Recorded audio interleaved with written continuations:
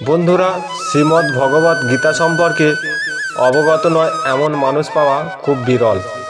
আর এটাও আপনারা জানেন যে ৭,০০০ বছর আগে মহাভারতের যুদ্ধে ভগবান শ্রীকৃষ্ণ অর্জুনকে গীতার উপদেশ দিয়েছিলেন।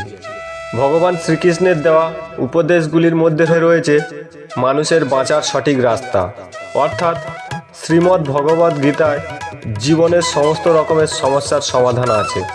গীতায় বলা শ্রীকৃষ্ণের বাণী আজও জীবনে এগিয়ে যাওয়ার অনুপ্রেরণা দেয়। তাই জীবনের কোনো সমস্যার সমাধান পেতে এবং জীবনের সফলতা পাওয়ার জন্য গীতার কিছু বাণী আমাদের মনে রাখা দরকার। শ্রীমদ্ ভগবত গীতা শুধুমাত্র একটি ধর্মের জন্য নয়, এই বইটিকে পৃথিবীর সমস্ত মানুষের পড়া এবং বোঝা উচিত, যাতে সে তার জীবনে সুখ, শান্তি ও সাফল্য অর্জন করতে পারে। শ্রীমদ্ ভগবত গীতা একমাত্র এমন গ্রন্থ, এটি জীবনে ধর্ম, কর্ম ও প্রেমের পাঠ শেখায়। শ্রীমদ্ ভগবত গীতার জ্ঞান মানুষের জীবন ও মৃত্যুর পরের জীবনের জন্য উপযোগী। গীতা একটি সম্পূর্ণ জীবন দর্শন এবং তা অনুসরণ করে চলা ব্যক্তি সর্বশ্রেষ্ঠ হয়। যে ঘরে প্রতিদিন শ্রীমদ্ ভগবত গীতা পাঠ করা হয়, সেই ঘরে ভগবান শ্রীকৃষ্ণ আসা যাওয়া করেন।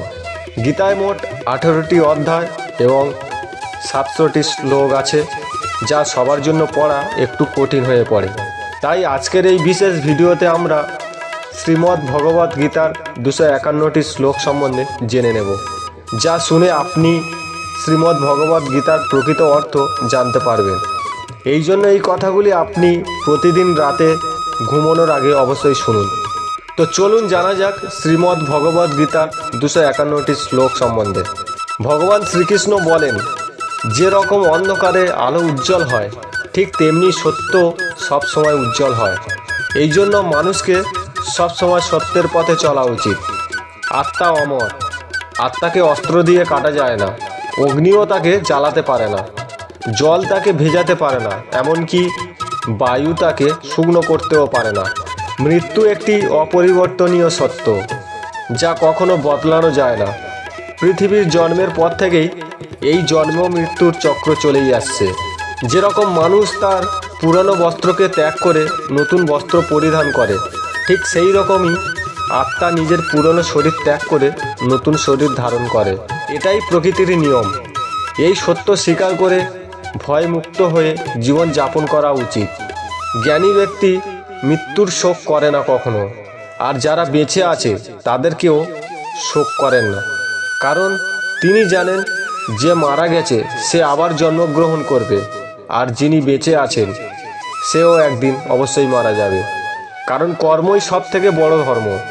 ভগবান শ্রীকৃষ্ণ গীতায় অর্জুনকে উপদেশ দিয়ে বললেন, মানুষ কর্ম করার জন্যই জন্মগ্রহণ করেছে, আর কর্ম না করে কেউ থাকতে পারবে না।